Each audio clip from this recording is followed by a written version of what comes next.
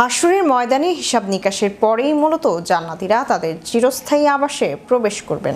তবে পবিত্র কোরআন ও হাদিসের আলোকে এমন কিছু বিশেষ শ্রেণীর মানুষের কথা জানা যায় যারা কিয়ামতে চূড়ান্ত বিচারের আগেই জান্নাতে প্রবেশ করবেন। তারা কারা, কেনই বা তাদের এই বিশেষ মর্যাদা? বিস্তারিত থাকছে ডেস্ক রিপোর্টে।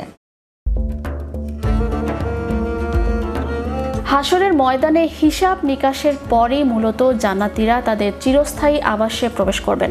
তবে পবিত্র কোরআন ও হাদিসের আলোকে এমন কিছু বিশেষ শ্রেণীর মানুষের কথা জানা যায় যারা কিয়ামতের চূড়ান্ত বিচারের আগেই জান্নাতে প্রবেশ করবেন।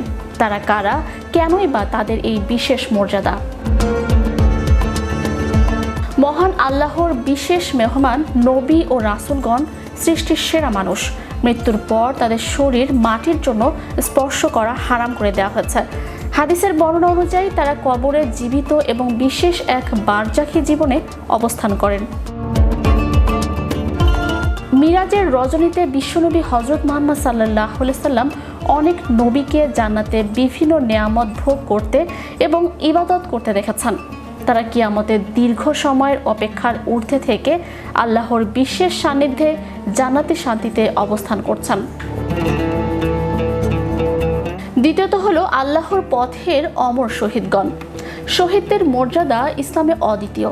আল্লাহ তাআলা পবিত্র কোরআনে ইরশাদ করেছেন, যারা আল্লাহর পথে নিহত হয়েছে তাদের মৃত বলো না, বরং তারা জীবিত এবং তাদের পালনকর্তার পক্ষ থেকে তারা রিজিক প্রাপ্ত। তৃতীয়ত হলো নিষ্পাপ মাসুম শিশু। অপ্রাপ্ত বয়স্ক অবস্থায় যে সমস্ত শিশু মারা যায় তারা জান্নাতের প্রজাপতি হিসেবে পরিচিত।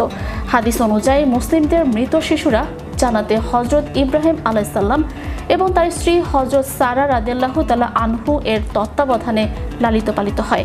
তারা জান্নাতের প্রশান্তিতে থাকে এবং কিয়ামতের দিন তাদের বাবা মাকে জান্নাতে নেয়ার জন্য আল্লাহর কাছে আবদার করবে। তাদের কোনো হিসাব নিকাশ ছাড়াই জান্নাতের জীবন দেওয়া হয়েছে। চতুর্থ হলো কবরে জান্নাতের নিয়ামত প্রাপ্ত মুমিন। সাধারণ মুমিন ব্যক্তি যখন কবরে মুনকার নাকিরের সওয়াল জবাবে সফল হন তখন আল্লাহ তাআলার পক্ষ থেকে ঘোষণা আসে, আমার বান্দার জন্য জান্নাতের বিছানা বিছিয়ে দাও এবং তার জন্য জান্নাতের একটি দরজা খুলে দাও। এর ফলে সেই ব্যক্তি কবরে শুয়েই জান্নাতের শীতল হাওয়া এবং সুগন্ধি পেতে থাকেন। কিয়ামত না হওয়া পর্যন্ত তিনি এক গভীর শান্তিময় ঘুমে নিমগ্ন থাকেন, যাকে বলা হয় জান্নাতের ক্ষুদ্র সংস্করণ। এই বিশেষ সুযোগপ্রাপ্ত ব্যক্তিদের জীবনে কিছু সাধারণ বৈশিষ্ট্য লক্ষ্য করা যায়। আম্বিয়ায়ে কেরামের ছিল নিষ্কলুষ নবুয়তি জীবন, শহীদদের ছিল সর্বোচ্চ ত্যাগ, আর শিশুদের ছিল নিষ্পাপতা। পূর্ণাঙ্গ জান্নাতের জীবন বা সশরীরে জান্নাতে প্রবেশের প্রক্রিয়া হাশরের মাঠ থেকেই শুরু হবে। তবে রুহানিভাবে বা বারজাখী জীবনের জান্নাতের স্বাদ গ্রহণ করার এই সুযোগগুলো আল্লাহর বিশেষ দান। আমাদের লক্ষ্য হওয়া উচিত সেই পথে চলা যা আমাদের মৃত্যুকে জান্নাতের তরণ হিসেবে তৈরি করে দেয়। Channel Europe news desk.